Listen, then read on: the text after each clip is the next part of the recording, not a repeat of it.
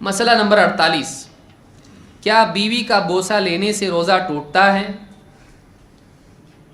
یہ مسئلہ جاننا اس اعتبار سے ضروری ہے کہ روزہ کن چیزوں سے ٹوٹتا نہیں، کیونکہ یہ نیا مسئلہ نہیں ہے، یہ اس زمانے میں پوچھا گیا، لہٰذا آج بھی ہمارے لیے بتانے میں کوئی شرم کی بات نہیں ہے۔ دوسری بات یہ کہ ایک ہوتی ہے شہوت اور دوسری ہوتی ہے محبت۔ کبھی انسان جیسے اولاد کو چومتا ہے تو شہوت سے نہیں چومتا ہے، محبت سے۔ بیوی کے ساتھ بھی ایسا اس کا تعلق ہو سکتا ہے کہ بلا شہوت بیوی سے محبت سے اس نے پیشانی اس کی چوم لی، ایسا بھی تو ہو سکتا ہے۔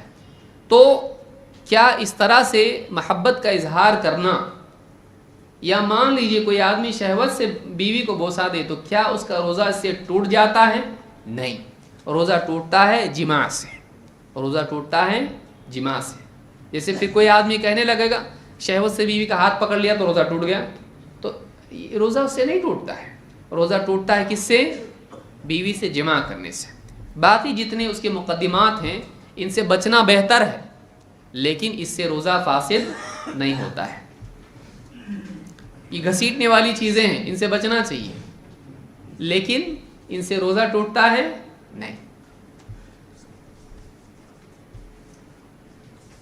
جیسے کوئی آدمی پوچھے پرائی عورت کو دیکھا راستے میں چلتے وقت روزہ ٹوٹ گیا کہ میرا؟ نہیں ٹوٹا روزہ ٹوٹا نہیں، لیکن دیکھنا نہیں چاہیے، نگاہوں کی حفاظت کرنا چاہیے۔ لیکن کیا اس سے روزہ ٹوٹا؟ روزہ اس سے نہیں ٹوٹا، روزہ جماع سے ٹوٹتا ہے۔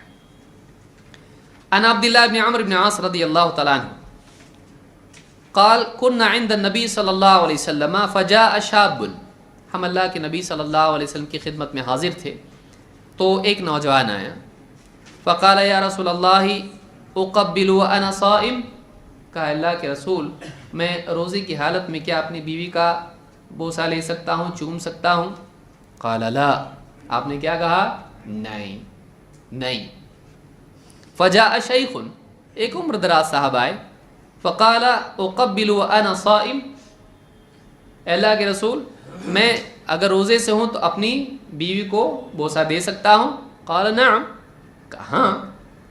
قال فنظر بعضنا الى بعض، صحابہ ایک دوسرے کو دیکھنے لگے، کیا معاملہ ہے بھائی؟ ایک کے لیے ہاں، ایک کے لیے نہیں، مسئلہ ایک جواباً ایک۔ اسی لیے دیکھیے ایسا ہو سکتا ہے آدمی کے حال سے اس کا مسئلہ بدل سکتا ہے، لیکن یہ آپ اپنی عقل سے نہیں کر سکتے ہیں، دلائل قرآن و سنت کے اس کے لیے ہونے چاہیے۔ بولے ہر ایک کے لیے الگ مسئلہ آؤ، تو ایسا نہیں، بلکہ قرآن و سنت کی بنیاد پر کبھی ایسا ہوتا ہے کہ اس کے لیے وہ چیز ہاں ہے، اس کے لیے نہ ہے۔ اب آپ یہ نہیں کہہ سکتے دین تو ایک ہی ہے، الگ الگ کیسا ہو رہا؟ یہ کیا ہے؟ یہ دین ایک ہی ہے، لیکن آدمی الگ ہونے سے مسئلہ الگ ہو سکتا ہے، دلیل کی بنیاد پر، بلا دلیل نہیں۔ یہ بھی نہیں کہ آپ اتنا زیادہ اس کو لمبا کر لیں کہ پھر ہندوستان میں ہمارے لیے سود بھی حلال ہے، وہاں کا الگ ہے، یہاں کا الگ ہے، ایسا نہیں، زبردستی عقل سے نہیں، بلکہ واقعی قرآن و سنت کی دلیل کے تحت۔ تو کہتے ہیں کہ ہم میں سے ایک دوسرے کو دیکھنے لگا تعجب سے، کیا مسئلہ ہے یہ؟ ایک کو منع ایک کو اجازت۔ فقال رسول اللہ صلی اللہ علیہ وسلم قد علمت لما نظر بعضكم الى بعض، مجھے معلوم ہے تم ایک دوسرے کو کیوں دیکھ رہے ہو، مجھے معلوم ہے تم ایک دوسرے کو کیوں دیکھ رہے ہو۔ ان الشیخ یملک نفسہ، یہ جو بزرگ ہیں ان کو اپنے آپ پر زیادہ کنٹرول ہے، یہ جو عمر دراز ہیں ان کو کیا اپنے اوپر زیادہ کنٹرول ہے، ان کا بیوی سے لپٹنا یا ان کو بیوی کو بوسہ دینا جماع تک نہیں جائے گا، کیونکہ ان کو اپنے اوپر قابو ہے۔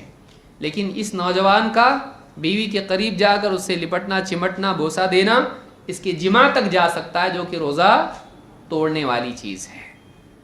تو اس سے ایک بات یہ معلوم ہوتی ہے کہ ایک چیز یقینی طور پر اگر دوسری چیز تک لے جاتی ہے جو منع ہے تو اس چیز سے بھی رکنا چاہیے، اس کو سد ذریعہ کہتے ہیں۔ اسی کے تحت آپ دیکھیں گے کہ ایک ہی کمرے میں غیر محرم مرد اور عورت ساتھ میں رہنے کو کیا کیا گیا ہے؟ منع۔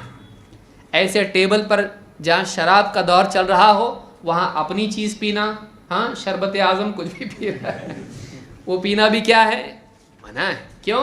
اس ٹیبل پر شراب کا دور چل رہا ہے، ایک تو عزت بھی خراب اور دوسرے دین بھی خراب، ہو سکتا ہے اس میں ایک گھونٹ پی لے جم برابر جم شرابی، اور یا پھر یہ بھی ہو سکتا ہے کہ لوگ اس کو دیکھیں تو شرابیوں کے ساتھ دیکھ کر اس کی عزت اس پر تہمت لگ جائے تو انسان کو چاہیے کہ شک اور شبہ کی جگہ سے اور گناہ کے راستوں سے بچے۔